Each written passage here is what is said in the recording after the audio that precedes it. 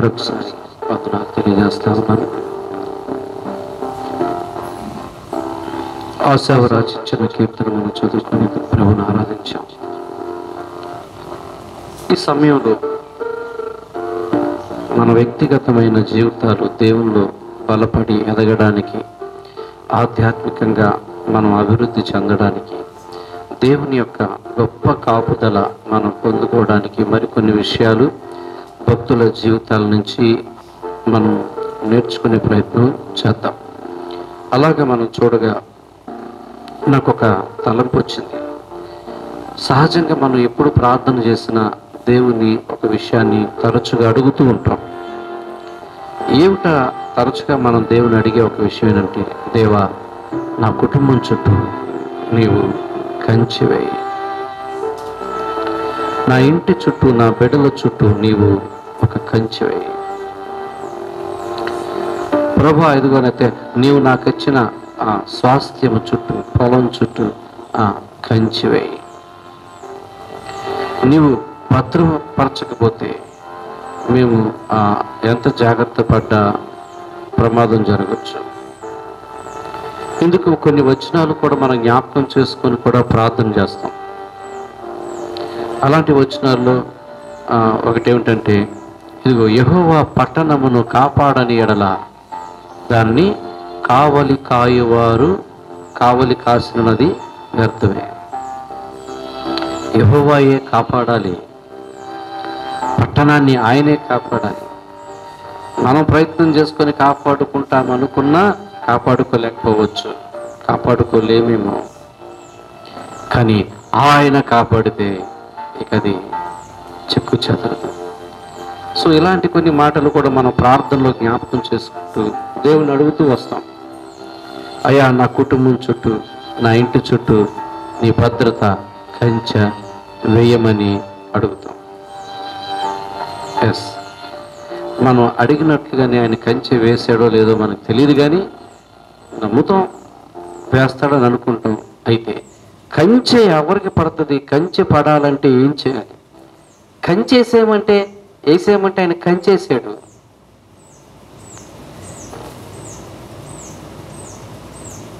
కంచె ఆయనే వెయ్యాలి మనం అడగకుండానే. మనం డైరెక్ట్గా కంచె వేయమంటే ఆయన కంచేయడం కాదు. ఏం చేస్తే కంచె పడుద్దో తెలుసుకోవాలి. మనం ఏం చేస్తే మన చుట్టూ కవచంలాగా ఆయన ఉంటాడో మనం తెలుసుకోవాలి. అది చేస్తే అప్పుడు కంచెను అడగక్కర్లా, మనం అడగకపోయినా మన చుట్టూ ఏం పడుతుంది? ఆయన కంచె పడుతుంది. మనం అడిగి కంచె వేయించుకోవాలనుకుంటాం, అడగకుండానే ఆయన కంచేస్తాడు. అడగకుండానే ఆయన కంచె వేసే దేవుడు. ఎవరికి వేస్తాడు, ఎప్పుడు వేస్తాడు, ఏం చేస్తే వేస్తాడోనే మనం తెలుసుకోవాలి. డైరెక్ట్గా ప్రార్థనలో కంచె వేసే అని ఒక కంచె చెప్పేసి ఆయన వేసేసి ఉంటాడు కంచె అనుకుంటాం కాదు. పడిందో లేదో మనకు తెలుసుద్ది, ఎప్పుడు పడుద్దో మనకు తెలుసుద్ది, ఎలాగ కంచె పడుద్దో మనకు తెలుసుద్ది. ఉదాహరణకి యోబు భక్తుడిని మనం ముందు పెట్టుకొని ఆలోచన చేద్దాం. చిన్నగా మనం ఆలోచన చేద్దాం. యోబు గ్రంథం తీద్దాం. 1వ అధ్యాయంలో మనం చూస్తే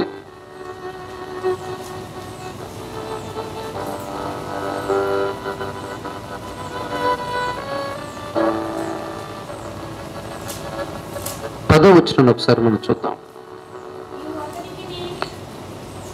నీవు అతనికిని, అతని ఇంటి వారికిని, అతనికి కలిగిన సమస్తమునకును చుట్టూ కంచె వేసితివి కదా అన్నాడు సాతానుడు.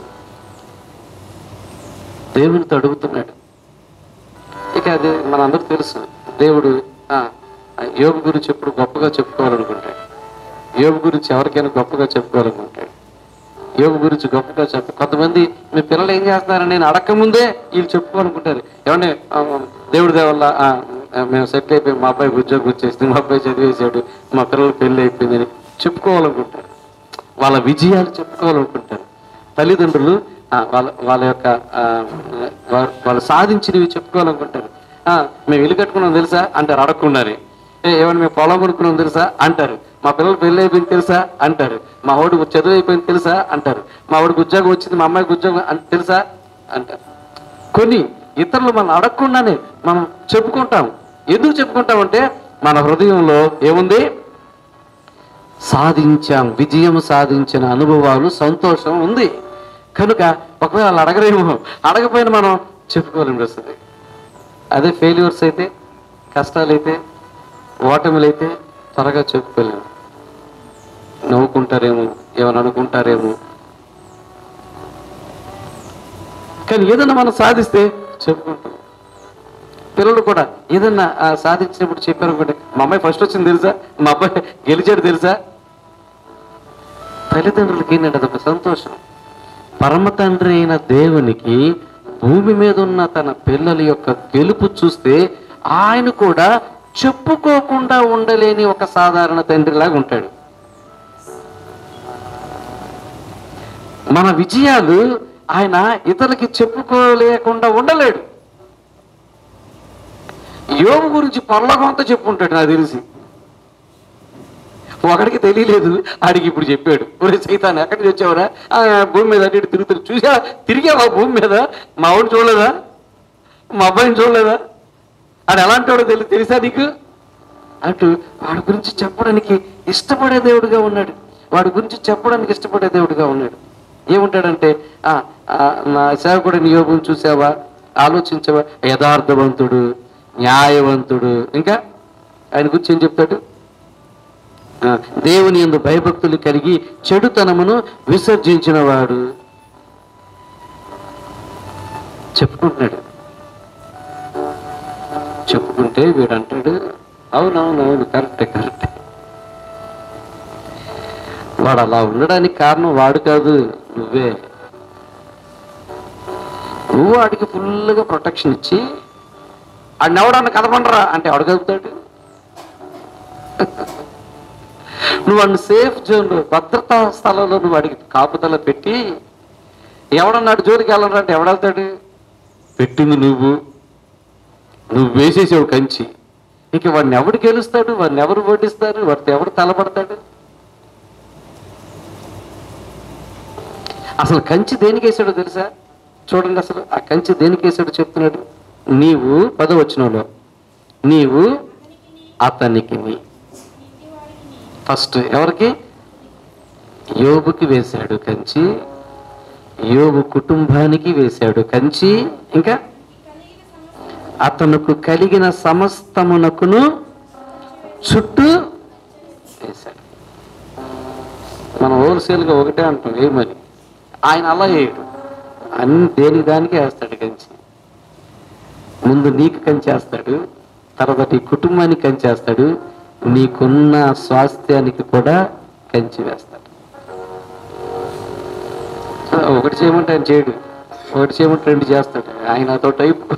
ఒక్కోసారి దేవుడి గురించి ఆలోచిస్తూ ఉంటే మరి విచిత్రంగా ఆయనకు వస్తుంది. ఆయన ఒకటి చేయమంటే నేను 2 చేస్తాను అంటాడు ఆయన. సొలొమోన్ అలాగే, నీకేం కావాలంటే నాకు జ్ఞానం కావాలి, నా పిల్లలు పరిపాలించడానికంటే నేను 2 ఇస్తా. జ్ఞానంతో పాటు ఇంకేమిస్తాడు? సర్వ సంపదలు నీకు ఇస్తాను. ఎందుకు ఆ మనసు అంటే ఆయనకి సంతోషం. సంతోషంలో ఇచ్చేయడమే ఆయనకి. సంతోషం వచ్చేస్తే ఇచ్చేయాలనిపిస్తుంది ఆయనకి. ఆయనకి సంతోషం వస్తే ఏదో చేసేయాలనిపిస్తుంది ఆయనకి. అయితే ఆయనకి సంతోషం వచ్చేలాగా మనం చేయాలి. ఆయనకి సంతోషం వచ్చేలాగా మనం చేస్తే ఆయనకి మనకి ఇంకేదేదో ఇచ్చేయాలి, చేసేయాలనిపిస్తుంది ఆయనకి. మీరు ఆలోచించారా? యోబుకి కంచి వేశాడు, యోబు కుటుంబాన్ని చుట్టూ కంచి వేశాడు, యోబుకు కలిగి ఉన్నది యావత్తుకి కూడా కంచి వేశాడు. అప్పుడు మనం ప్రార్థన చేస్తే ఎలా చేయాలి? ప్రభువా నాకు కంచెయ్యి, పాడైపోకుండా, నా కుటుంబానికి కంచెయ్యి, నా కుటుంబం పాడైపోకుండా, నువ్వు నాకు కలిగిన వ్యవసాయం, పాడే, గ్యాదరు, వ్యాపారం, పని అన్నిటికీ కూడా కంచెయ్యి. ఒకసారి కంచి ఏమంటే ఊరంతా ఎత్తాడు. ఎన్ని కంచి? పెద్ద కంచి వేయాలి. అప్పుడు కంచి పెద్ద అయితే ఏమవుతుంది, లోపల ఆటోమేటిక్గా అన్నీ ఉంటాయి, ఎలుగులు ఉంటాయి, అవి ఉంటాయి, ఇవి ఉంటాయి. లేదు, నా ఎకరం పొలానికి కంచె, ఇదిగో నా పశువుల దొడ్లో కంచె, దేనికి దానికి ఈ కంచె పటిష్టంగా ఉంటుంది. ఆయన అలా వేస్తాడు. ఆయన వేశాడు కంచి, యోబు అడగలా కంచి వేయమని. ఇది మీరు ఆలోచన తీసుకోవాలి. మీరు పరిగణలో తీసుకోవాల్సిన విషయం ఏంటంటే, యోబు అడగలా కంచి వేయమని, దేవుడే వేసాడు. నువ్వు వేసేసావు వాడి కంచి. అసలు యోబుకు తెలుసో తెలియదు, యోబుకి ఈ విషయం తెలుసో తెలియదు. దేవుడు నాకు కంచి వేశాడు కాబట్టి నేను ఇలా ఉన్నానన్న సంగతి యోబుకు తెలుసో తెలియదు. కానీ యోబు అడగకపోయినా యోబుకి దేవుడు కంచేసి పెట్టాడు. ఈ సీక్రెట్ ఎవరికి మాత్రమే తెలిసిందంటే సైతానికి మాత్రమే తెలిసింది. అంటే ఎవరికి తెలియదు. నాకు తెలుసు బాబు, నువ్వు ఆయనకి కంచేసావు, ఇంకా ఆయన ఎవడు కదుపుతాడు, ఆయన జోలికి ఎవరు వెళ్ళగలరు. అవును, యోబుకే ఎందుకు వేసావు కంచి నువ్వు? ఎవరైనా అడిగితే దేవుణ్ణి, దేవా నువ్వు యోబుకే ఎందుకు వేసావు, అడగలేదుగా నేను కంచేయమని, ఆయన నువ్వు యోబుకే ఎందుకు కంచేసావు అని ఎవరైనా అడిగితే దేవుడు ఏం చెప్తాడు సార్? అసలు నేను కంచె ఎవరికి వేస్తానో నువ్వు తెలుసుకోవాలి. నీకు, నీ కుటుంబానికి, నీకు కలిగి ఉన్నదానికి కంచె పడాలంటే అసలు ఏం చేస్తే నేను కంచేస్తానో, ఎందుకు వేసానో, వాడు ఏం చేస్తే వాడికి నేను ఈ కంచెలు వేసుకుంటూ వచ్చానో తెలుసుకోవాలి అని అంటాడు దేవుడు. సో అలా తెలుసుకుందాం. అలా తెలుసుకునే ప్రయత్నం మనం చేసినప్పుడు చూడండి, ఇక్కడ కొన్ని విషయాలు ఉన్నాయి. యోబు గురించి దేవుడు చెప్తున్న సాక్ష్యం చూస్తారు ఒకసారి. 5వ వచనం చదువుతాం. దేవుడు ఇచ్చిన సాక్ష్యం కదా, ఎందుకు కంచి వేశాడో చూద్దాం. 5వ వచనంలో, వారి వారి విందు దినములు పూర్తి కాగా యోబు తన కుమారుల పాపము చేసి తమ హృదయములో దేవుణ్ణి దూషించురేమో అని వారిని పిలువనంపించి వారిని పవిత్రపరచి అరుణోదయమున లేచి వారిలో ఒక్కొక్కని నిమిత్తమై దహన బలి సమర్పించుచు వచ్చెను. యోబు నిత్యము ఇలాగా, అది విషయం. యోబుకి ఉన్న భయం ఏంటి చెప్పండి? మీరు ఈ వచనం చదివిన తర్వాత యోబులో ఉన్న ఒక భయం ఏంటి చెప్పండి? యోబు ఏమి పేదోడేం కాదు. ఇక మనం పైన చదివితే 3వ వచనం చివరిలో చదివితే అతని ఆస్తి ఉండేను, అతడు కనుక తూర్పు దిక్కున, చివరి వచనం 3వ వచనంలో చివరి లైన్ చూస్తే తూర్పు దిక్కు జనులందరిలో అతడే గొప్పోడు. అంత గొప్పోడికి ఏం భయం ఉందో తెలుసా? చెప్పాలి మీరు. పాపం ఉందేమో అన్న భయం ఉంది, దేవునికి వ్యతిరేకంగా పాపం చేసేమేమో అన్న భయం ఉంది, నా కుటుంబం పాపం చేసిందేమో అన్న భయం ఉంది. పైకి బాగానే ఉన్నారు, నా పిల్లలు భక్తిగా ఉన్నారు, హృదయంలో తప్పు చేస్తున్నారేమో అన్న భయం ఉంది, పాప భయం ఉంది. పరిశుద్ధుడైన దేవునికి వ్యతిరేకంగా అపవిత్రంగా ఉన్నారేమో అన్న భయం ఉంది. అంత గొప్పడికి అసలు భయం ఉండొచ్చా? రెచ్చిపోవాలి కదా. అది ఆ తూర్పు దేశంలోనే గొప్పోడు కదా, ఎంత విచ్చలవిడిగా ఉండాలి, ఎంత రెచ్చిపోవాలి, ఎంత జల్సారాయుడిగా ఉండాలి, ఎంత పెత్తనం చేయాలి, ఎంత అది ఇది, ఎలాంటి ఆశాలు వేయాలి, డబ్బు ఉంది ఎలా ఆడుకోవాలి, ఎలా ఖర్చు పెట్టుకోవాలి. గొప్పవాడు ఒక్కటే మనం చూసాము, ఆ గొప్పవాడిలో దేవుని భయం ఉంది. నా దేవుడైన యెహోవాకు వ్యతిరేకంగా ఉన్నానేమో అన్న భయం ఉంది. నేనే కాదు, నా పిల్లలు కూడా ఏమైనా వ్యతిరేకంగా ఉన్నారేమో భయం ఉంది. ఇప్పుడు ఇతను భయపడ్డాడు, దేవుడు ఇతను కంచి వేశాడు. తన పిల్లల కొరకు భయపడుతున్నాడు, పిల్లల కొరకు కంచి వేశాడు.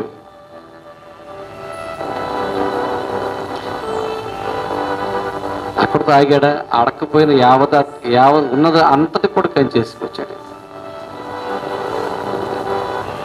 ఈరోజు తల్లిదండ్రులకి లేనిది ఇదే. మీరేమనుకోవద్దు, నాకు కూడా ఈరోజు తల్లిదండ్రులుగా మనకి లేనిది ఇదే. మన పిల్లలు దేవునికి వ్యతిరేకంగా ఉన్నారేమో అన్న భయం మనకు లేదు. ఎందుకు లేదంటే ముందు మనకి ముందు మనం ఎట్లా ఉన్నవాళ్ళు కూడా డౌటే. మనదే మన పెద్ద డౌట్. మరి వాళ్ళ గురించి భయం ఏమొస్తుంది? ఈ భయమే నీకు కంచి వేయడానికి కారణం. ఈ భయం తప్పు చేసిన భయం కాదు, దేవుణ్ణి బాధ పెడతానేమో అన్న భయం. ఈ భయం తప్పించుకోవడానికి కలిగిన భయం కాదు. ఏది ఆదాము అవ్వలు దాక్కుని చెట్టు ఎక్కడున్నా అంటే మాట్లాడకుండా దాక్కుని ఈ భయం కాదు. నా దేవుని దృష్టికి యథార్థంగా లేకపోతానేమో అన్న భయం. నా దేవుని దృష్టిలో నేను నీతిగా కనపడనేమో అన్న భయం. భయపడతాం ఒకటే కాదు ఆయన చేసింది, ఇంకో పని చేశాడు. ఆ భయంతో ఆయన చేసిన ఇంకో పని ఏంటంటే అరుణోదయమున లేచి తమ పిల్లల కొరకు బలి అర్పిస్తూ వచ్చాడు. ఇలా ఏదో ఒక్కరోజు చేసిన పని కాదు ఇది, ప్రతిరోజు అలాగా అతను నిత్యము చేసుకుంటూ వచ్చాడు. నేనేమంటానంటే ఏ ఇంట్లో నిత్యము బలిపీఠం మీద ధూపం ఉంటుందో ఆ ఇంటికి కంచి ఉంటుంది. ఏ వ్యక్తిలో నిత్యము బలిపీఠం అనేది మండుతూ ఉంటుందో ఆ వ్యక్తికి కంచి ఉంటుంది. ఏ పనిలో ప్రార్థన అనే బలిపీఠం అనేది ఆ స్థలంలో ఉంటుందో అక్కడ కూడా కంచి ఉంటుంది.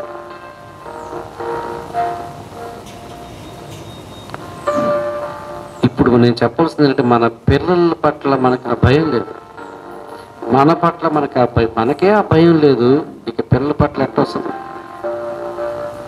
నీకు కంచి పడాలంటే, మనందరికీ కంచి రావాలంటే మనకి ఈ భయం ఉండాలి. నా దేవుణ్ణి బాధ పెడతానేమో, నా దేవునికి వ్యతిరేకంగా ఉంటానేమో, నా దేవుని దృష్టికి నేను చెడుగా కనపడతానేమో. అందుకోసం అడ్వాన్స్డ్ టెక్నాలజీ లాగా అడ్వాన్స్డ్గా ఏది కొత్త నిబంధనలు మనకి ఎప్పుడో చెప్పిన కొత్త నిబంధనలు మెలకుగా ఉండి శోధనలో పడకుండా నిమిత్తమై మెలకుగా ఉండి ప్రార్థన చేయండి ముందుగానే అడ్వాన్స్గా చేయమని ఇప్పుడు చెప్పింది ఆయన అప్పుడే అడ్వాన్స్ అయిపోయాడు. అప్పుడే ముందుకు వచ్చేసాడు ఆయన. అప్పుడే మా పిల్లలకి ఏమో అని ప్రార్థన మొదలెట్టాడు, బలులు అర్పించడం మొదలుపెట్టాడు, బలిపీఠం మొదలుపెట్టి అలా నిత్యము చేస్తూ వచ్చాడు.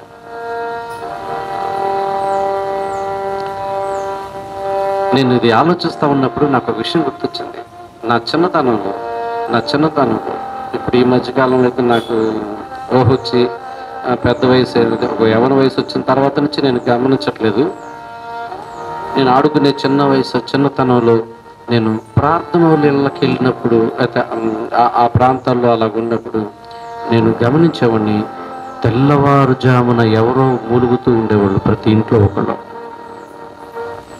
ఆ రోజుల్లో భక్తులు, ఆ రోజుల్లో క్రైస్తవ కుటుంబాలలో ప్రతి అరుణోదయాన ఎవరో ఒకళ్ళు ప్రార్థన చేస్తూ ఉండేవాళ్ళు. అందరూ చేయకపోవచ్చు, అందరూ లేకపోవచ్చు, మొత్తానికి ఎవరో ఒకళ్ళ స్వరం అయితే వినపడతా ఉండేది. అది తల్లిదన్న కావచ్చు, తండ్రిదన్న కావచ్చు, లేకపోతే కొడుకుదన్న కావచ్చు, కూతురుదన్న కావచ్చు. ప్రతి ఇంట్లో అలాంటి ఒక స్వరం వినపడతా ఉంటుంది. నేను అప్పుడు అలా వినేవాడిని. తెల్లవారుజామున పాటలు, ఏది రేడియోలో పాటలు కాదు, మనిషి పాడిన పాటలు, తెల్లవారుజామున ప్రార్థనలు, తెల్లవారుజామున ఏడుపు, తెల్లవారుజామున మూలుగు. ఈ రోజుల్లో మనం చూడలేదు, కనపడట్లా. ఈ రోజుల్లో ఎక్కడ తెల్లవారుజామున మూలుగు వినపడట్లా, పాట వినపడట్లా, మాట వినపడట్లా. కారణం ఏంటంటే అందరూ బొబ్బును శుభ్రంగా తిని చక్కగా బొబ్బొట్లు తిని బొబ్బును రావట్లా. ఏ ఇంట్లో స్వరం బయటకు రావట్లా, ధూపం రావట్లా. కంచి ఊరికినా వస్తుందా? వేసుకోండి, కంచి వేసుకోండి, గోడ కట్టుకోండి, ఫిల్టర్స్ వేసుకోండి, అవి వేసుకోండి. మనం యెహోవా పట్టణాన్ని కాపాడకపోతే పట్టణమే ఉండదు. ఆయన కంచె, ఆయన వేయకపోతే కంచె.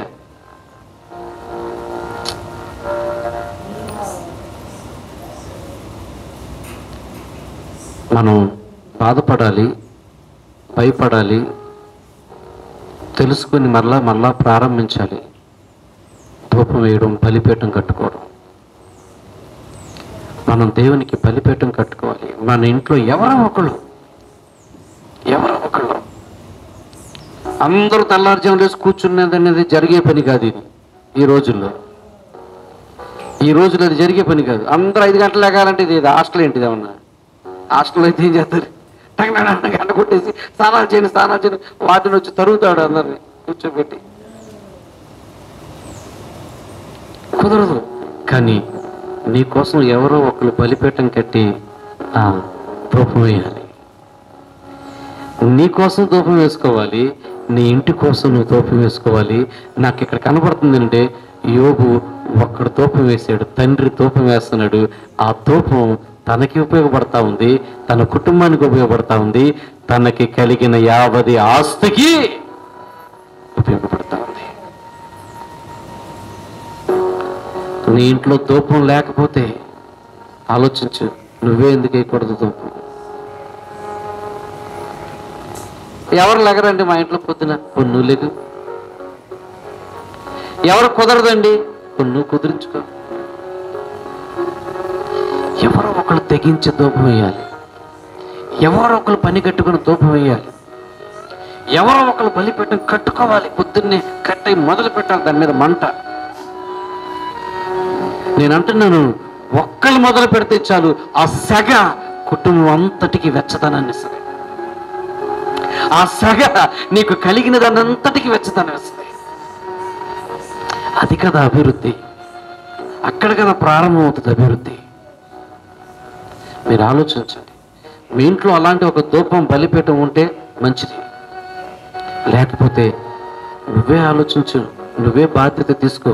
నువ్వే ఒక బలిపీఠం కట్టి నీ కొరకు, నీ బిడ్డల కొరకు, నీకు కలిగిన దాని అంతటి కొరకు ధూపం వేయి.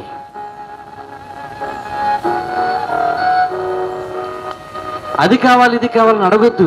అయ్యా నీకు వ్యతిరేకంగా ఏది లేకుండా చూడు, నిన్ను బాధ పెట్టేలాగా లేకుండా చూడు, నీ దృష్టికి చెడుగా కనపడకుండా చూడు.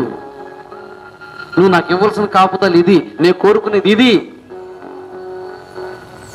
నా పిల్లలు చెడిపోకుండా చూడు. ఏమో పైకి బాగానే ఉన్నారు నా పిల్లలు, హృదయంలో పాపం చేశారేమో, నువ్వు జాగ్రత్తగా చూడు. ఒకవేళ ఉంటే క్షమించు, నన్ను క్షమించు, నా బిడ్డలను క్షమించు, నాకు కలిగిన దాన్ని కూడా క్షమించు. కాపాడు, నన్ను కాపాడు, నా కుటుంబాన్ని కాపాడు, నా పిల్లల్ని కాపాడు, నాకు కలిగిన దాన్ని కూడా కాపాడు. నేను కానీ నా కుటుంబం కానీ నీకు వ్యతిరేకంగా ఉండకూడదు. నేను కానీ నా కుటుంబం కానీ నీకు అయిష్టమైంది మేము చేయకూడదు. నేను కానీ నా కుటుంబం కానీ నీ దృష్టికి దోషులుగా ఉండకూడదు. మమ్మల్ని కాపాడు అంటే ఆయన వేస్తాడు కంచి. ఆ కంచెలో నువ్వు ఉంటే అది ఎన్నటెన్నటికీ ఆశీర్వాదమే. కాబట్టి మీకు అర్థమవుతుంది అనుకుంటున్నాను. కంచి వేయమని ఆయన అడగలేదు, దేవుడే కంచి వేశాడు. దేని చూసి కంచి వేశాడంటే యోబు యొక్క మనస్సు చూసి కంచి వేశాడు. ఏంటి యోబు మనస్సు అంటే, తన దేవునికి ద్రోషిగా, తన దేవుని ఎదుట దోషిగా ఉండకూడదని భయపడుతున్నాడు. తన పిల్లలు దేవుని దృష్టికి వ్యతిరేకంగా ఉండకూడదని భయపడుతున్నాడు. తన దేవునికి అవమానం కలగకుండా ఉండాలని కోరుకుంటున్నాడు. తన దేవునికి వ్యతిరేకంగా ఉండకూడదని ప్రయత్నిస్తున్నాడు. అందుకు ఆయన చేసిన పని ఏంటంటే, తానే కంకణం కట్టుకొని తన కొరకు, తన కుటుంబం కొరకు, తనకు కలిగి ఉన్న దాని అంతటి కొరకు తానే నిలబడి అరుణోదయంలో లేచి ఆయన బలిపీఠం మీద ఆయనకు ధూపం వేస్తున్నాడు, బలులు అర్పిస్తున్నాడు. అందుకు దేవుడు వేశాడు. అది ఎంత స్థాయికి వెళ్ళిందంటే, పరలోకంలో ఇతని గురించి చెప్పుకునేలాగా అయింది. అది మామూలుగా కాలేదు, అది చిన్న విషయం కాదు, ఊర్లో చెప్పుకోవడం కాదు. ఊర్లో పక్కింటో చెప్పుకోవడం కాదు. ఈ ఈ ఈ ఈ సందర్భం, ఈ సంఘటన, ఈ న్యూస్ ఎక్కడికి వెళ్ళిందంటే BBC న్యూస్ కాదు, పరలోకంలో న్యూస్కి వెళ్ళింది. అక్కడ చెప్పుకుంటున్నారు. ఇక చెప్పుకునే వ్యక్తి కూడా ఎవరయ్యా అంటే సాక్షాత్తు దేవుడే చెప్పుకున్నాడు. చూసావా, కదిపించుకొని. మరి నాకు చదువుతుంటే ఒక బాధ వేసిన విషయం ఏంటంటే, హాయిగా బతుకుతున్నాడు యోబు, ప్రశాంతంగా బతుకుతున్నాడు యోబు. యోబు జీవితాన్ని కదిపేశాడు దేవుడు అనవసరంగా. నువ్వు చూసావా, మావాడి దగ్గరికి వెళ్ళావా, ఇప్పుడు ఆడి జోలికి ఎందుకు అయ్యా ఎందుకయ్యా, హాయిగా బతుకుతున్నాడు, దాన్ని ఎందుకయ్యా మధ్యలో లాగావు, ఈ సైతానిగాడు ఏం చేస్తాడో. ఈయన కదిపాడు, దేవుడే కదిపాడు. మీరు చూస్తే ఆశ్చర్యపోతారు, ఆశ్చర్యపోతారు. దేవుడే కల్పించి చెబుతాడు ఆ మాట, ఎంత ఆశ్చర్యంగా ఉంటుందో. నీవు నా సేవకుడు అయిన యోబు సంగతి ఆలోచించి, అసలు ఆడికి లేదు ఆలోచన, సైతానికి అడిగి లేదు, యోబు జోలికి రాలా. ఆ కంచెందుగా ఆయన మన వల్ల కాదు వదిలేశాడు. ఈయన కదిపి మరి చెప్తుండే, యోబు సంగతి చూసావా, చూసాను నీ కంచి కనపడింది, వదిలేసి వచ్చాను. వదిలేసేది వదలమని ఏమైనా చేస్తావు నువ్వు? ఈయన మళ్ళీ చేస్తాను మరి అన్నాడు. ఏం చేస్తావు నువ్వేం చేసినా వాడు యథార్థత పోగొట్టుకోడు, నువ్వేం చేసినా వాడు యథార్థత నుంచి బయటికి రాడు, నిజాయితీగానే ఉంటాడు, నా పరువు నిలబెడతాడు, నాకు మంచి పేరు తెస్తాడు. అయితే నేను వెళ్తాను. వెళ్ళాడు, కలిగినదంతా తీసేశాడు. అయినా యోబు ఏమన్నా పోగొట్టుకున్నాడా అంటే 2వ అధ్యాయంకి వచ్చేసరికి మళ్ళీ చెప్తాడు. 3వ వచనం మనం చూస్తే, అందుకు యెహోవా నీవు నా సేవకుడైన యోబు సంగతి ఆలోచించేతవా, అతడు యథార్థవంతుడును న్యాయవంతుడును, దేవుని యందు భయభక్తులు కలిగి చెడుతనమును విసర్జించిన వాడు, భూమి మీద అలాంటి వాడు లేడని చెప్తే మళ్ళీ ఈడేం చేస్తాడు, కరెక్టే, ఓకే. అయితే ఈసారి 4వ వచనంలో అంటాడు, అపవాది చర్మము కాపాడుకున్నటకై చర్మమును, తన ప్రాణమును కాపాడుకున్నటకై తనకు కలిగినది యావత్తును నరుడిచ్చును కదా. అంటే నెక్స్ట్ ప్లాన్ ఏంటంటే, ఓకే మరి ఆరోగ్యం మీద నువ్వు అధికారం లేదు, అది చూస్తే అప్పుడు తెలుస్తుంది నీకు అంటున్నాడు. మళ్ళీ ఈయన ఊరుకో, నాకు తెలుసు కదా ఊరు కానాలా, చూసుకో కావాలంటే అన్నాడు. మళ్ళీ ఇరికించేసేవయ్యా నువ్వు, అయ్యా ఎందుకయ్యా ఇరికించేస్తున్నావు నన్ను. దేవుడు నమ్మకం ఏంటి, ఎందుకు ఎదురు ఇరికించేస్తున్నాడు దేవుడు అంటే? దేవుడు నమ్మకం ఏంటంటే, యోగు నువ్వు నిలబడతావురా, నా పరువు నిలబెడతావు, నీ గురించి నాకు తెలుసు, నువ్వు ఓడిపోవు, నువ్వు గెలుస్తావు, నన్ను గెలిపిస్తావు, తండ్రిగా నా తలెత్తుకునేలాగా చేస్తావు. కొడుకు మీద తండ్రికి ఉన్న నమ్మకం ఇది, మీకు అర్థమవుతుందా? కొడుకు మీద తండ్రికి ఉన్న నమ్మకం దేవునికి తన భక్తుడి మీద ఉన్న నమ్మకం. మన విషయంలో ఆ నమ్మకం ఉంటుందంటారు.